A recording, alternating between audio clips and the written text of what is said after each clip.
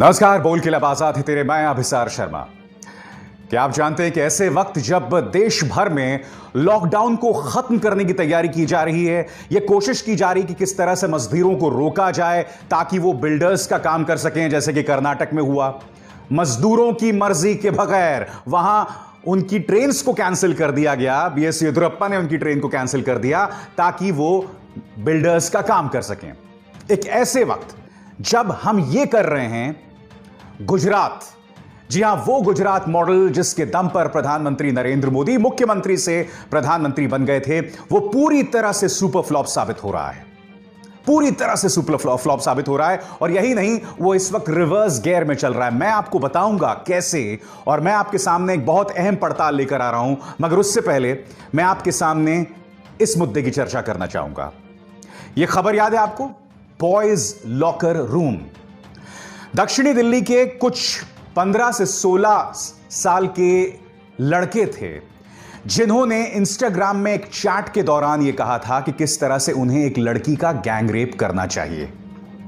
पूरा देश और सभी लोग उससे हैरत में थे कि आखिर पढ़े लिखे संपन्न घरों के लड़के इस तरह से बात कैसे कर सकते हैं। जी हां, इस तरह के दोहरे मापदंड की बात की जा रही थी। मगर क्या आपने कभी सोचा है कि ये बच्चे घर में किस तरह की शिक्षा लेते हैं? घर में नेटफ्लिक्स, अमेज़न, इन तमाम जगहों पर किस तरह के कार्यक्रम देखते हैं? क्या आपने सोचा कि इनके बड़े भाई कैसे होंगे, इनके पिता कैसे होंगे? इसकी मैं आपको एक झलक दिखाना चाहता हूं। अगर मैं पहले स्पष्ट कर दूं कि बॉयज लॉकर रूम में जो हुआ और जो मिसालें मैं आपको पेश करने वाला हूं, इन दोनों के बीच में कोई लिंक नहीं है। मैं आपको सिर्फ इतना बताने की कोशिश कर रहा हूं कि आज की तारीख में हमारे बड़े भाई या हमारे पिता इस तरह की जहनियत के होंगे तो क्या होगा। आपके सामने यह शख्स, इसका नाम है विवेक अग्निहोत्री, फ्लॉप फिल्म्स बनाता है और मोदी सरकार की जय जयकार करता है। हालांकि 2014 से पहले यह मोदी भक्त बिल्कुल नहीं था। यह समझ गए कि 2014 के बाद अगर जिंदा रहना है और सरवाइव करना है और पैसे कमाने हैं तो भक्ति करना शुरू कर दो मोदी जी की। मैं आपको बताना चाहता हूं इस शख्स की जहनियत क्या है। और आप कल्पना कीजिए, इस तरह का शख्स अगर आपका पिता हो, आपका बड़ा भाई हो। आपके सामने screens. What makes Nano the safest car for women? Nano आखिर औरतों के लिए सुरक्षित क्यों है? There is simply no way to get gang raped in here. क्योंकि नैनो का जो साइज है छोटा होता है, इसके अंदर लड़की का गैंग रेप नहीं हो सकता। ये कौन कह रहा है? विवेक अग्निहोत्री। यह आदमी आज की तारीख में इस सरकार के लिए बाकायदा पत्रकारों को टारगेट करता है, सोशल एक्टिविस्ट को टारगेट करता है, जेएनयू को गाली देता है, तमाम चीजें करता है। और इसकी भाषा देखिए, 2013 का इसका ट्वीट है। आगे देखिए, ये सीता, मां सीता के बारे में क्या कह रहा है? रावण भैया मुझे छोड़ दो, सीता टू रावण चैंट्स अ मंत्रा। ये इसके विचार हैं सीता मैया के बारे में। क्या इसके खिलाफ कोई मुकदमा करेगा? भक्तों, ये तो मां सीता को के बारे में इतना अश्लील विचार रख रहा है। आगे देखिए, good morning to all who got up late today. और ये तस्वीर देख के ही मुझे शर्म आ रही है। फिर आगे देखिए इसकी जहनियत में क्या है जो ये कह रहा है, सेक्सिस्ट बट फनी। 18 से 25 साल की लड़की फुटबॉल की तरह होती है, एक के पीछे 22 लोग। 26 से 35 साल की लड़की क्रिकेट बॉल की तरह होती है, एक के हाथ आती है, बाकी सब ताली बजाते हैं। मैं आगे पढ़ना भी नहीं चाहता दोस्तों। इस आदमी ने इतनी गंदी गंदी बातें ट्वीट की हैं और आज हमें इस बात को लेकर हैरत है कि आखिर इस देश के अंदर बॉयज लॉकर रूम जैसी चीजें क्यों हो सकती हैं। हमें इस बात को लेकर हैरत होती है कि निर्भया गैंगरेप जैसे घटनाक्रम क्यों होते हैं। जब रसूख वाले लोग, जब सत्ता के करीब वाले लोग बेखौफ इस तरह की बातें कर सकते हैं और सत्ता का हिस्सा हो सकते हैं तो क्या होगा। अब आगे देखिए, यह आदमी बीजेपी आईटी सेल का हिस्सा है, हरियाणा की बीजेपी आईटी सेल चलाता है। इसके विचार आप देखिए तो आपको शर्म आ जाएगी। सफूरा जरगर के बारे में यह अपशब्द कह रहा है। वो सफूरा जरगर जो इस वक्त तिहाड़ जेल में बंद है, वो सफूरा जरगर जो कि गर्भवती हैं, वो सफूरा जरगर जिसके खिलाफ बीजेपी आईटी सेल ने इतना गंदा प्रोपेगेंडा चलाया कि इंसानियत शर्मसार हो जाए। कपिल मिश्रा ने शर्मसार करने वाला ट्वीट किया और उसके बाद पूरी बीजेपी आईटी सेल एक के बाद एक इस औरत को टारगेट करने लगी। मैं नहीं जानता इनकी इंसानियत कहां मर गई। देखिए आदमी क्या कह रहा है। अब ये 500 रुपए में 9 महीने का रिचार्ज किसने कर दिया? जो मांग रही थी आजादी लेके लौटी आबादी। अब ये अरुण यादव कौन है? इन 3 तस्वीरों में देखिए। यहां इसे बीजेपी अध्यक्ष जेपी नड्डा का आशीर्वाद मिल रहा है, यहां पर इसे हरियाणा की मुख्यमंत्री मनोहर लाल खट्टर का आशीर्वाद मिल रहा है और यहां स्वयं प्रधानमंत्री नरेंद्र मोदी का आशीर्वाद मिल रहा है। इनके विचार देखिए। और ऐसा नहीं है कि इन्होंने सफूरा जरगर को टारगेट किया क्योंकि वो मुसलमान है, नहीं। इनके विचार उन तमाम महिलाओं के बारे में ऐसे ही हैं जो प्रधानमंत्री नरेंद्र मोदी और इस सरकार से सवाल करते हैं। और क्या जानते हैं इस शख्स को कौन फॉलो करता है ट्विटर पे? मनोहर लाल खट्टर, कैलाश विजयवर्गीय, अमित मालवीय, ये तीनों चेहरे जो हैं इस आदमी को ट्विटर पर फॉलो करते हैं। और ये बीजेपी आईटी सेल का प्रमुख है हरियाणा के अंदर। मुझे हैरत नहीं होती क्योंकि आप जानते हैं कि पिछले 1.5-2 सालों से मैं लगातार बीजेपी आईटी सेल के बारे में आपके सामने कार्यक्रम करते रहा हूं और मैं जानता हूं कि इन लोगों के जहन में सिवाय कचरे के, सिवाय कूड़े के कुछ नहीं है। इसलिए मैं आपसे फिर कहना चाहूंगा कि आपको हैरत नहीं होनी चाहिए कि इस देश के अंदर निर्भया गैंगरेप जैसी घटनाएं क्यों होती हैं या बॉयज लॉकर रूम जैसी घटनाएं क्यों होती हैं, क्योंकि यह है सोच इन लोगों की। इन्हीं से प्रेरणा पाकर 16-17 साल के बच्चे जो हैं इस तरह की बातें करते हैं।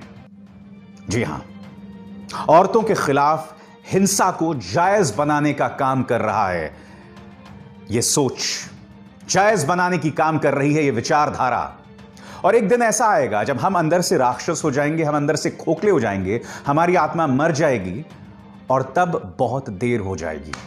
मगर तब तक आप अपने नफरत के अंदर मैरिनेट होते रहें, आप अपने जहर के अंदर उबलते रहें और इस ज्वालामुखी को अंदर पाल के न सिर्फ अपना बल्कि अपने परिवार का भी नुकसान करते रहें। जय हिंद। और अब हम दूसरे मुद्दे की चर्चा करने जा रहे हैं और यह दूसरा मुद्दा है गुजरात मॉडल, जो पूरी तरह से सुपर फ्लॉप हो गया है। कैसे, मैं आपको बताता हूं। आपके स्क्रीन पर देश के स्वास्थ्य मंत्री हर्षवर्धन जो महाराष्ट्र के अंदर जो स्थिति है उसको लेकर चिंता जता रहे हैं।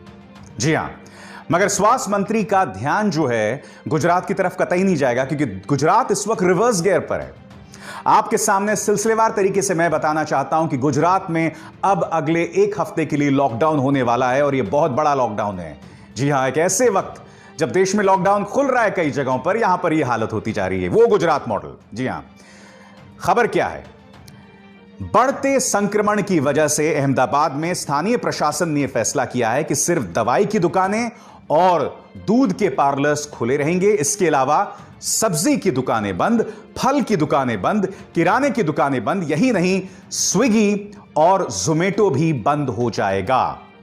आगे देखिए, अहमदाबाद म्युनिसिपल कॉर्पोरेशन ने यह भी फैसला किया है कि सभी निजी अस्पताल, क्लिनिक्स और नर्सिंग होम्स अगले 48 घंटे में खुल जाएंगे, वरना उनके लाइसेंस कैंसिल हो जाएंगे।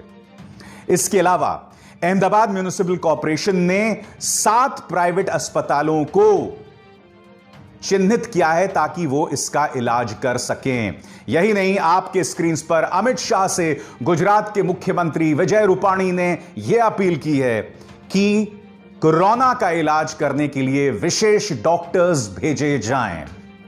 यह क्या बता रहा है कि गुजरात में हालात बिल्कुल बेकाबू हैं। आपको याद है जब न्यूज चैनल्स ने खबर चलाई थी कि किस तरह से केरला, महाराष्ट्र और राजस्थान के अलावा ये वो 3 राज्य हैं जो गरीब मजदूरों से पैसा ले रहे हैं, मगर गुजरात का बिल्कुल जिक्र नहीं था। मैं आपको बताना चाहता हूं दोस्तों, आपके सामने ये सरकारी फरमान है और इस सरकारी फरमान में जो ये चीजें हाईलाइट की गई हैं गुजराती में, उसका मैं आपको अनुवाद करके बताना चाहता हूं। यह सरकारी दस्तावेज का हिस्सा है। राज्य सरकार ने आईपीएस और आईएएस ऑफिसर्स को नियुक्त किया है ताकि वो राज्यों के साथ तालमेल बिठाएं। किनके लिए? माइग्रेंट वर्कर्स के लिए, मजदूरों के लिए, ताकि वो घर लौट सकें अपने पैसे पर। मुद्दा नंबर 1 क्या कह रहा है कि मजदूर अपने पैसे देंगे और इसके लिए राज्य जो है यानी कि गुजरात वो अन्य राज्यों के साथ तालमेल बिठाएगा। मुद्दा नंबर 2, अश्विनी कुमार जो कि चीफ मिनिस्टर्स ऑफिस में हैं, उन्होंने कहा है कि जो मजदूर हैं, गरीब मजदूर हैं, उन्हें अपने टिकट्स खुद खरीदने होंगे। अब मैं आपको कुछ मजदूरों की आवाजें सुनाना चाहता हूं। अहमदाबाद मिरर ने इन मजदूरों से बातें की हैं और आप खुद इन मजदूरों से सुनिए ये मजदूर दरअसल कह क्या रहे हैं। सुनिए। अभी जा कहाँ रहे हो? जा रहे हैं, बोल रहे हैं कि गाड़ी आगरा तक जा रही है। आगरा जा रहे हैं। आप आगरा से कहाँ जाओगे फिर? आगरा से बांदा जाएंगे। अच्छा, वहाँ से कैसे जाते हैं? बस में जाते हो? हाँ, वहाँ से बस में जाते हैं। कितना दूर है वहाँ से? वहाँ से 500-600 किलोमीटर है। वहाँ 600 किलोमीटर है। तो अगर कुछ मिला नहीं तो वहाँ से क्या करोगे आप? पैदल जाएंगे। पैदल जाओगे?